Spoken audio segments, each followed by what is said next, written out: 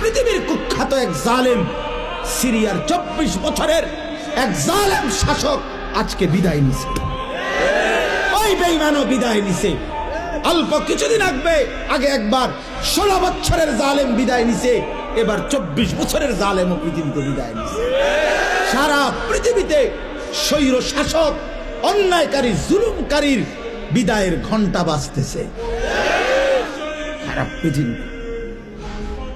সিরিয়ার president Bashar আল আসাদ, ওই জালেম, ওই গাদ্দার 24 বছর একটানা অন্যায়ভাবে ক্ষমতা কুক্ষিগত করে রাখছে।